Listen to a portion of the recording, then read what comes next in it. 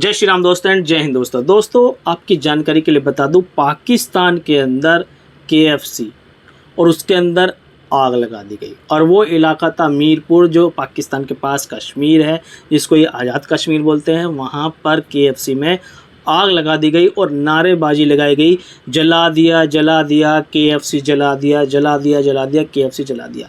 दरअसल ऐसा क्यों हुआ और इसमें KFC में आग क्यों लगाई, इसके पीछे का सिंपल रीज़न बताया जा रहा है कि पाकिस्तानियों की मेंटलिटी, माइंडसेट ये थी कि इन्होंने ये समझा कि जो KFC है वो यहूदियों का है। नो डाउट वो किसी का भी हो, नॉन मुस्लिम का हो, है नहीं, लेकिन पाकिस्तानियों ने आग लगा दी कि वो यहूदियों का है। ठीक है, कि इससे यहूदियों को पैसा जाता था, यहाँ की जो कमाई होती थी वो यहूदियों के पास जा रही थी। हमने इसमें इसलिए आग लगा दी और इसी वजह से पाकिस्तान की पूरी दुनिया में आज जगहसाई हो रही है और पूरी दुनिया पाकिस्तान पर थू-थू कर रही है, क्योंकि पाकिस्तान के लोगों में दिमाग ही नहीं है उस लेवल का जो वो सोच सके। अब जो KFC चीज़ है, यानी KFC जो ब्रांड है, जो चिकन का है, KFC जो ब्रांड है वो एक नाम है। अब पाकिस्तान के मीरपुर में आग लगा दी गई, उससे नुकसान किसका हुआ? पाकिस्तान के लोगों का ही। पाकिस्तान के लोगों की ज़मीन का नुकसान हुआ। पाकिस्तान के लोगों का नुकसान किस वजह से हुआ? कि भैया जो वो अपना घर चला रहे थे जिससे, अब वो भूखे मरेंगे। और पाकिस्तान के लोग ये बात कहते हुए नहीं थक रहे हैं कि हम जितनी भी यहूदी की चीज़ है वो बॉयकॉट कर देंगे, लेकिन पाकिस्तान के लोग ऐसा कर नहीं सकते, क्योंकि अगर इन्होंने कि जो भी चीज़ ये कहते हैं कि हम उसका बॉयकॉट कर देंगे, ये कर नहीं सकते, क्योंकि उसके वजह से इनकी रोज़ी रोटी चल रही है। आज जितनी भी टेक्नोलॉजी पूरी दुनिया यूज़ कर रही है उसमें यहूदियों का ही पूरा बहुत बड़ा हाथ है, क्योंकि इन्वेंशन जितने भी किए गए हैं मोस्टली वो यहूदी ही थे। अगर ये यहूदी की चीज़ों का बॉयकॉट करते हैं तो आज ही पाकिस्तान 1 महीने के अंदर रोड पर आ जाएगा, क्योंकि टेक्नोलॉजी बिल्कुल ख़त्म हो जाएगी पाकिस्तान के अंदर। अब हुआ ये आलम, पाकिस्तान के KFC में जब आग लग गई तो 135 कंपनी और पाकिस्तान से छोड़कर दूसरे देशों में अब शिफ्ट हो रही है।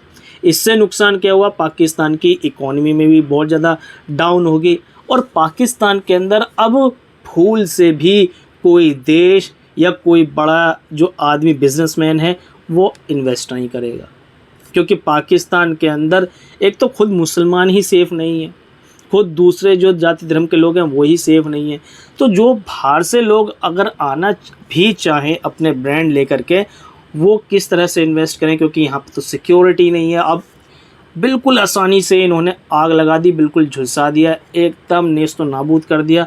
उस KFC के जो स्टोर था उसको एकदम ख़त्म कर दिया और नारेबाजियाँ और लगाई गई, जला दिया KFC को, जला दिया, यहूदी को हम सपोर्ट नहीं करते, ये और वो है, फलाना ढिमकाना, बहुत सारी बातें कर करके उसको जला दिया और अपना दिल ठंडा कर लिया।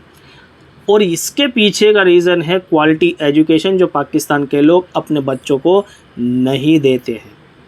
मदरसों में जाते हैं तो मदरसे में उल्मा, मौलवी, मौलाना अपने हिसाब से बच्चों को ग्रूम करते हैं, अपने हिसाब से बच्चों को चलाते हैं, उनके दिमाग में सारी गंदगी भरते हैं, जिसकी वजह से बच्चे इतने ज़्यादा रेडिकलाइज हो जाते हैं, इतने ज़्यादा रेडिकलाइज हो जाते हैं कि वो कुछ भी गलत करने से पहले सोचते ही नहीं हैं।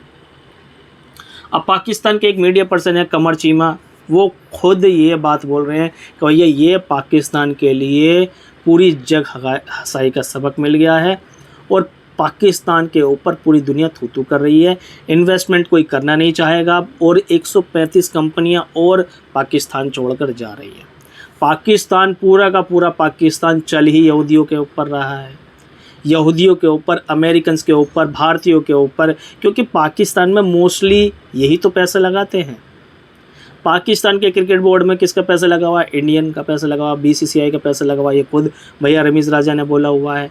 IMF से ये खुद कर्जा मांगते हैं, दूसरे देशों से ये खुद कर्जा मांगते हैं और बात करते हैं कि भैया हम इज़राइल के या फिर यहूदियों के प्रोडक्ट बॉयकॉट कर देंगे, अमेरिकन्स के प्रोडक्ट बॉयकॉट कर देंगे। तो मैं तो यही कहूँगा, अगर तुम कर रहे हो तो आज ही आप अपने लैपटॉप, टीवी, मोबाइल या दूसरे इलेक्ट्रॉनिक गैजेट्स सब ख़त्म कर दो, क्योंकि तुम्हारे इस्लाम में लिखा गया है कि ये सब चीज़ें हराम हैं। ठीक है ना? वो सब चीज़ें आपको त्यागनी पड़ेंगी, तब जा कर के आप शायद सोचे कि हाँ भाई हम बॉयकॉट कर सकते हैं, लेकिन ऐसा करना इम्पॉसिबल है किसी भी प्राणी के लिए आज के समय में, क्योंकि हर कोई टेक्नोलॉजी से जुड़ चुका है। और पाकिस्तान के लोग इस बात को अभी तो फ़िलहाल नहीं समझ रहे हैं, लेकिन बहुत जल्दी पाकिस्तान के लोगों को अब समझ में आ जाएगा, क्योंकि जितने ज़्यादा ये रेडिकलाइज होते जाएंगे उतनी ही जल्दी जितनी भी पाकिस्तान के अंदर कंपनियां हैं बची कुची, वो भी धीरे धीरे दूसरे देशों में जाके मूव हो जाएंगी। और इसका सबक क्या मिलेगा? पाकिस्तान में एक बंदे ने बोला था कि आने वाले 10 साल के अंदर ऐसा टाइम ज़रूर आ जाएगा कि पाकिस्तान एक रोटी के लिए पाकिस्तानी आपस में गोलियां चला देंगे, और ये मुझे साफ साफ दिखाई दे रहा है। उसका रीज़न यही है, सिर्फ 2% पाकिस्तान के लोग अच्छे पाकिस्तानी हैं, बाकी 98% पाकिस्तान के लोग हैं रेडिकलाइज सोच वाले, व्हाट्सएप के ज्ञान पर चलने वाले, सुनी सुनाई बातों पर ज्ञान चलने वाले। मौलाना मौलवी ने कुछ भी बोल दिया, सीधा बस उसको फॉलो करना है, ये देखना ही नहीं है कि वो सही है गलत है। अभी इशरा बाज़ार, हाल ही के दिनों में इशरा बाज़ार में वो वाक़या आप लोगों को याद ही होगा कि एक महिला को भैया इन्होंने इतना ज़्यादा टॉर्चर कर दिया कि तूने अरबिक स्क्रिप्चर वाले जो कपड़े हैं वो क्यों पहन रखे हैं, हमारे जो क्या कहते हैं कुरान की अपमान किया है, हमारे कुरान के साथ छेड़छाड़ की गई है, तो ये कपड़े फाड़ दो। और ले वही नारेबाजी, इनके फेमस नारेबाजी हैं। फेमस नारेबाजी कौन सी है? वो गुस्ताख रसूल की एक ही सज़ा, सरतन से जुदा, सरतन से जुदा। लगभग 400 से 500 या 600 लोग भी कह सकते हो उस मार्केट में जमा हो गए थे। फ्रेंड्स, आप लोग क्या कहते हैं इस बारे में? पाकिस्तान के लोगों की थिंकिंग के बारे में, जो ये लोग कर रहे हैं वो सही कर रहे हैं या गलत कर रहे हैं?